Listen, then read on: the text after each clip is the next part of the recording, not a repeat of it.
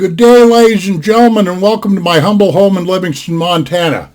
Okay, I've got the 6th of February of 2021, and it's approximately 10:45 a.m. Mountain Standard Time.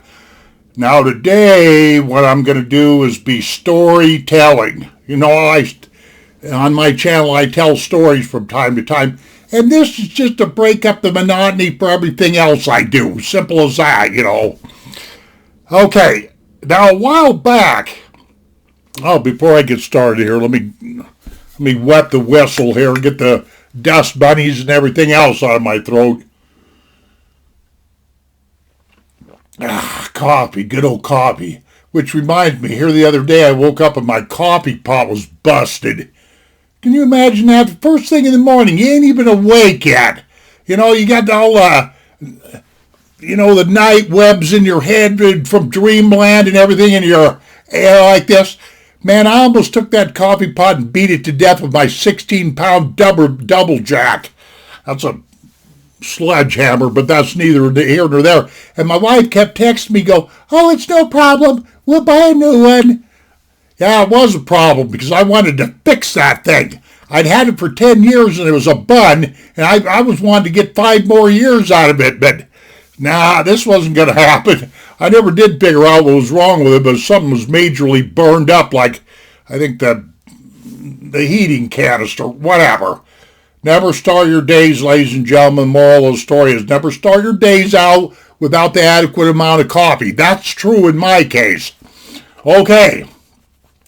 I want to tell a story that happened, I want to say back in 92 or 93. I know it was right in those years there. 1992 or 93, and I was working for the Montana State Bureau of Mines and Geology over in Butte, Montana when this incident happened. And what did I do for the Bureau of Mines? I was a field technician.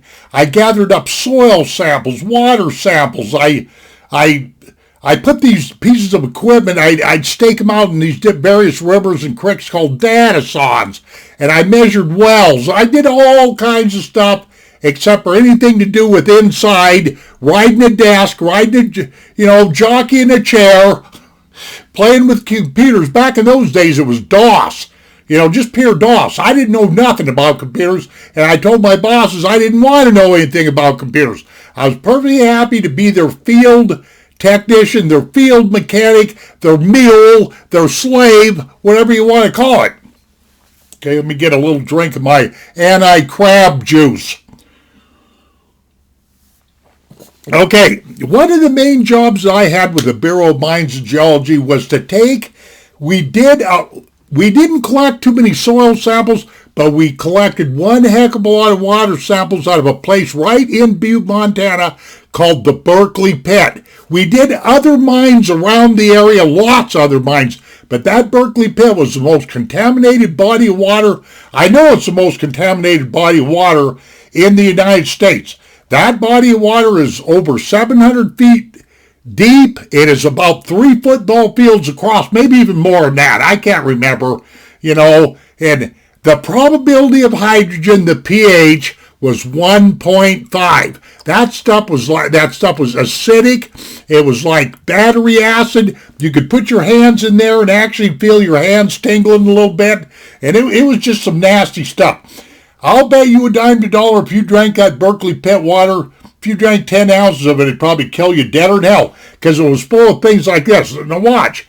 Lead, mercury, phosphorus, any of the kind of metals that you can think of. I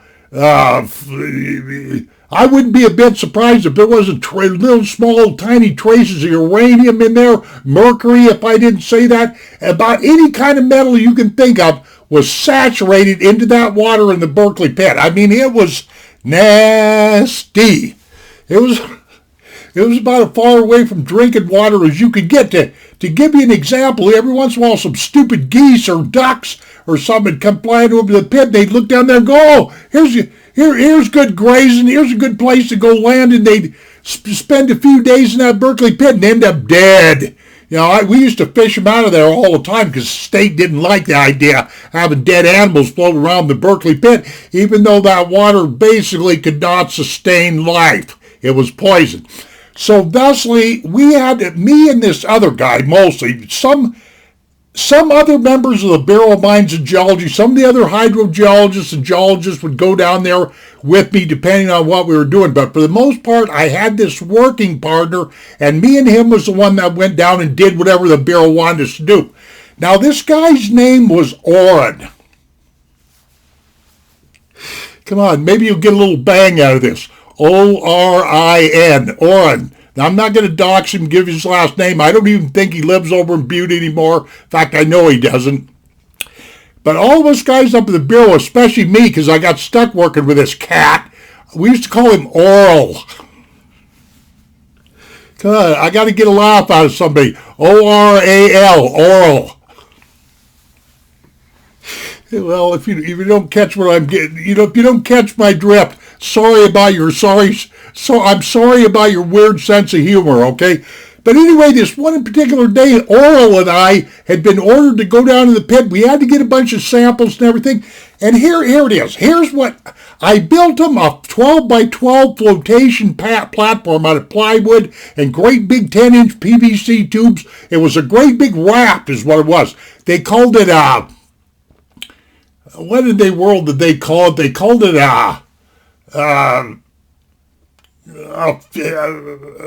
the Bureau had a special name for it. They didn't want to, it might slip my mind now, because they just didn't want to call it a raft. I think they called it a sampling platform, because that's basically what we used it for. But this particular day, we weren't using the sampling platform. They gave us a 14-foot aluminum boat. You know, one of them little cranky things, one of them things that, about as thick as tinfoil and you die in, And they wouldn't give us any kind of a powered engine to run on that, because you weren't going to paddle all around that Berkeley pit all day long, or you'd wear yourself out. That was a pretty decent-sized piece of water, So what they gave us for power was like a 3 horsepower I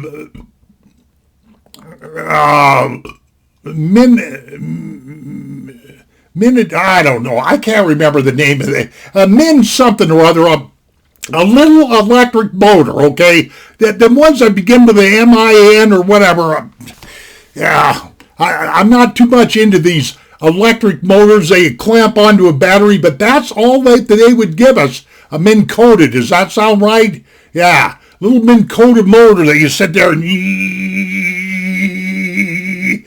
like that. You could go 3 miles an hour. And so I asked them clowns up in the Bureau one time, I said, why in the hell don't you let us guys have like a 3 or 4 horsepower gas-powered, motor down there? They didn't want to pollute the Berkeley pit any more than it already was. That was so much BS, I couldn't believe it. There was billions, millions, billions, I don't know. But you figure something that's, 300 yards across or 400 yards across and 700 feet deep, there was no way in hell that a little tiny outboard electric motor would have caused any more pollution in the Berkeley pit. I said all this to say this. Oral and I, what happened is we ended up going way over on the other side of the Berkeley pit. We were a long ways away from our ride home, which was a state 4-wheel drive 3/4 ton Ford pickup that we drove down into the pit.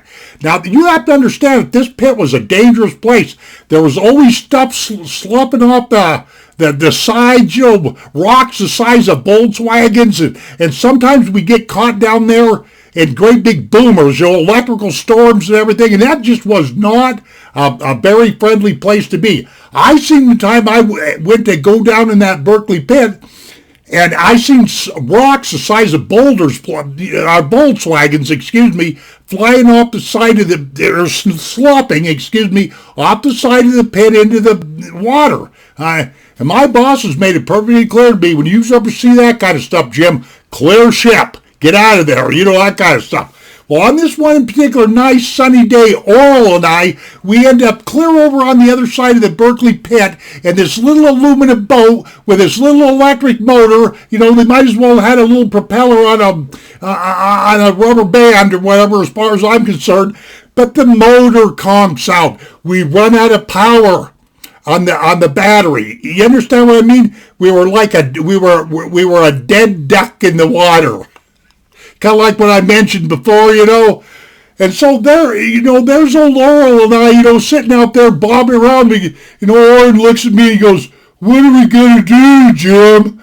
And I go, "Well, because this boat was full of a bunch of really expensive SC meters, that's specific conductivity, pH meters, all that stuff. We had a bunch of really expensive. Oral and I figured we had about like $15,000 worth of scientific equipment, whatever have you. Well, that was one of my first concerns, was getting that boat secure. Because I knew in the back of my mind we were going to have to walk out of there. And this place was steep.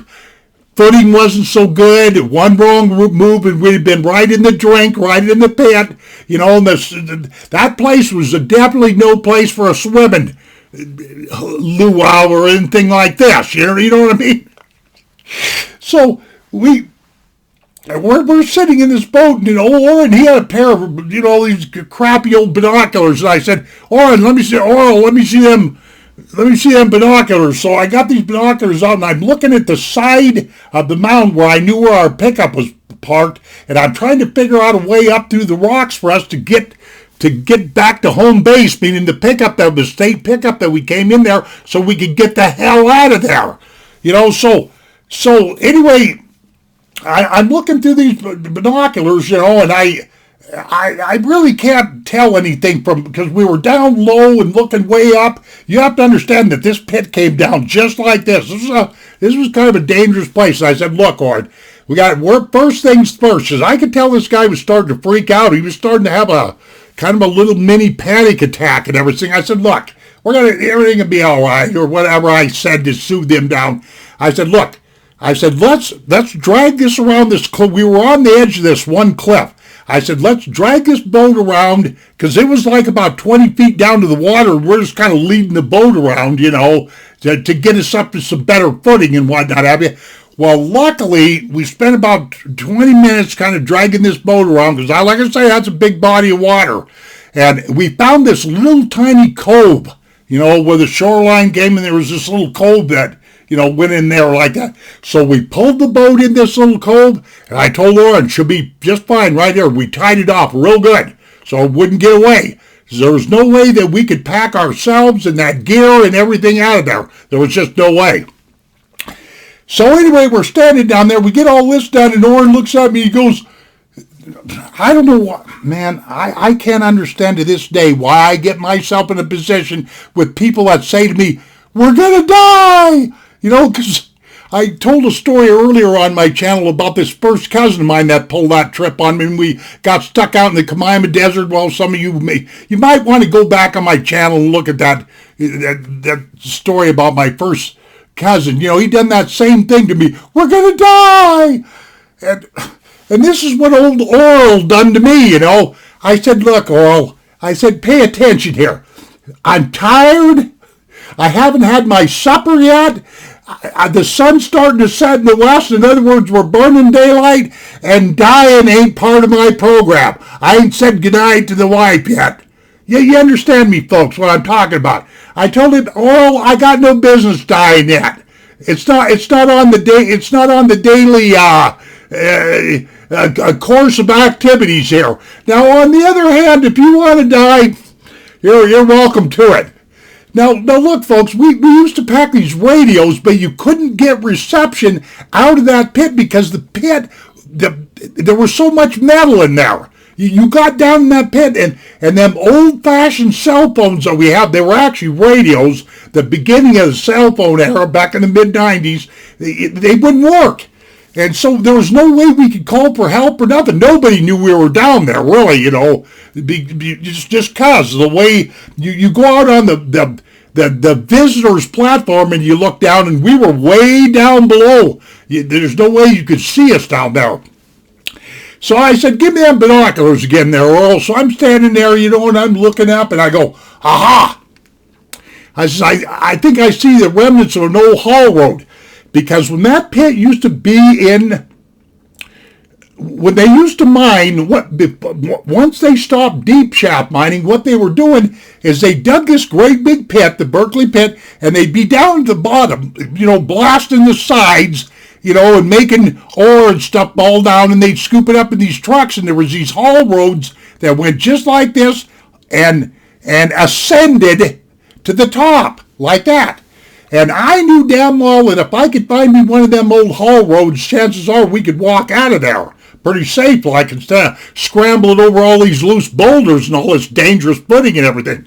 So I'm up there looking, told Oral, I says, I think I found me a road that's not too far away from the pickup, So, and he goes, really? Man, if you get me out of here, Jim, I'll kiss your, no, which he never did.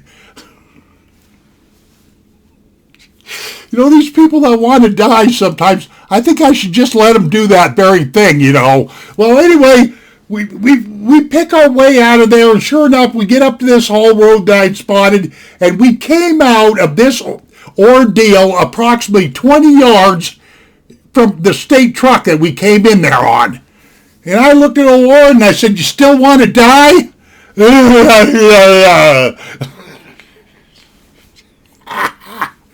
Anyway, we get back to we go back to the bureau and put everything away, because by the time we got off work that day, it was way past quitting time and everything, because it took us a few hours to get ourselves unwrapped from the death fingers of the Berkeley pit, because that place was dangerous, man. No kidding, man. Lightning storms happening down there, rocks falling off, erosion, all kinds of stuff.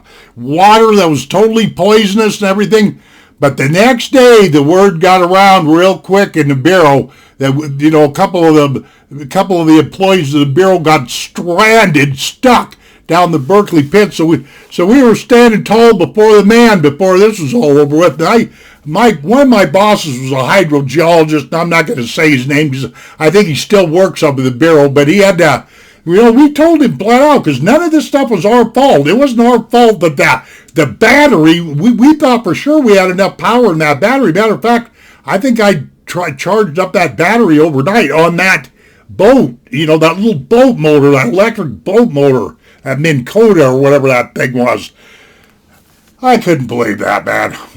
Anyway, we got kind of raked over the coals because they was really paranoid, because that would not have looked good in the Sunday news, a couple state workers getting killed in the Berkeley pit over there in Butte. Okay, that's the end of my story. We never got in any trouble, but it was a close one and all that. And so, so if you ever come fishing or hunting with me, guys, or anything like that, or anybody wants to do that, don't die. Don't die. This is no fun.